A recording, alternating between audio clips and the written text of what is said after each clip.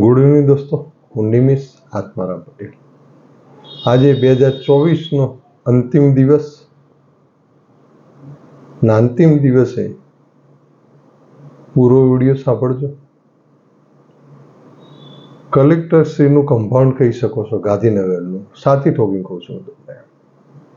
માણસ ગાડા થઈ ગયા, એ પણ સાતેજ ગામના શેઠ મીઠાલાલ સાકળચંદ પુંજાભાઈ શાહ ના આજના વારસદારો ગાડા થઈ ગયા.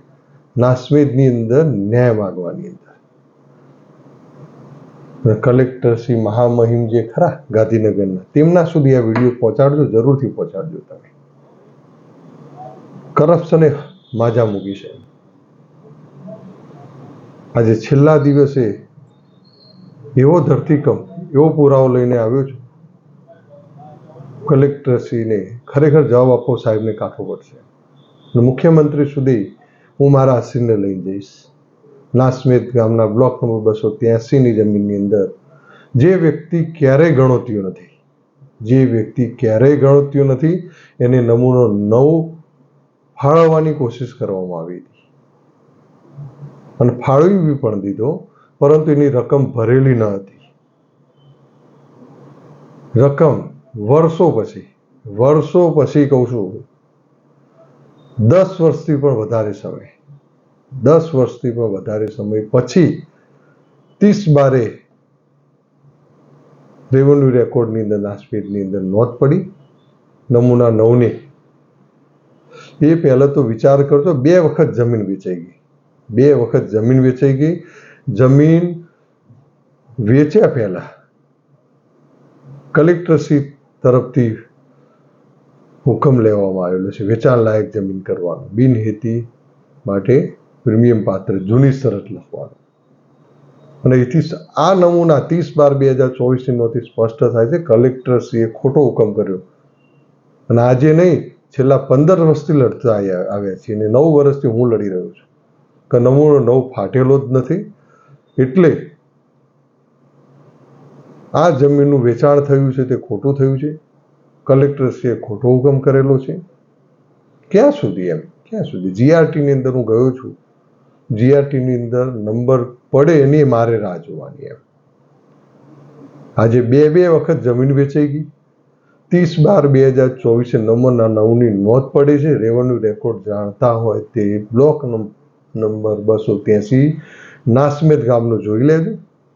આજે શેઠના દીકરાઓ સાકળચંદ પુંજાભાઈ શાહ ના આજના વંશજો ન્યાય માટે, એક વાણિયાનો દીકરાઓ તડપી રહ્યા છે, સમજી લો તમે. પણ આ કેસ અનુસંધાને કલેક્ટરશ્રી હશે તો છોડવામાં નહીં આવે, સમજી લેજો. કલેક્ટર સુધી આ મહામહિમ સુધી આ વિડીયો જરૂરથી પહોંચાડજો. દર વખતે નીચેવાળાએ કર્યું અને મેં સહી કરી દીધી. હું ગાંડો થઈ ગયો છું. આ કલેક્ટરશ્રીના મારી રૂબરૂના શબ્દો છે, સમજી લેજો તમે. હું શેઠના દીકરાઓ, આજના શેઠની પરિસ્થિતિ જોજો તમે.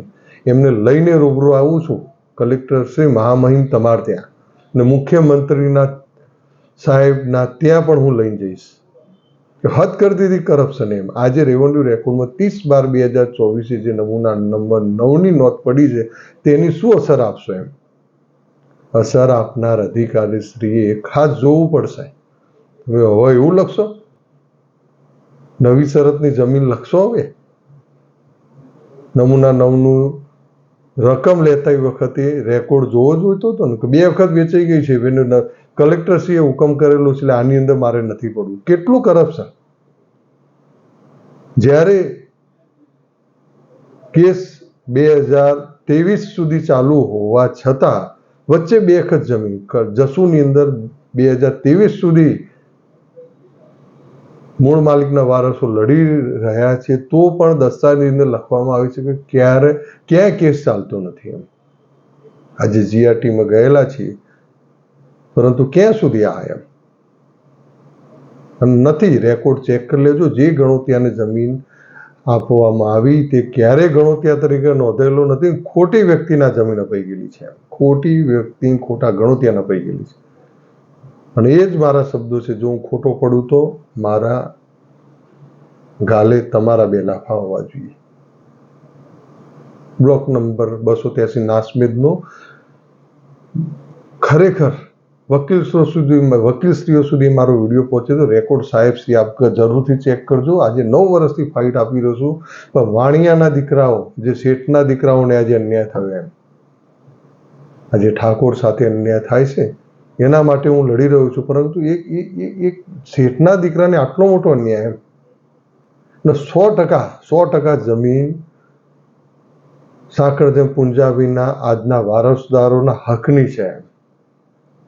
એટલે આ લડત આ છેલ્લા દિવસે 31/12/2024 યાદ રાખજો.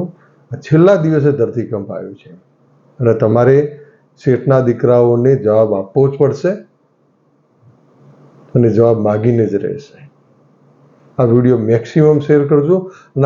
આ જ નાસ્મેદ ગામના બ્લોક 283 જમીન ઇતિહાસ સર્જશે. મારી 9 વર્ષની લડતનો ઇતિહાસ વાણિયાના દીકરાઓ, શેઠના દીકરાઓ ઇતિહાસ લડશે ને લડશે. આ જ રીતે ફરીથી મળીશું આવા જ વિડીયો લઈને, ન્યાયના વિડીયો લઈને નવી સાલ 2025ની અંદર. જય હિન્દ, અસ્તુ.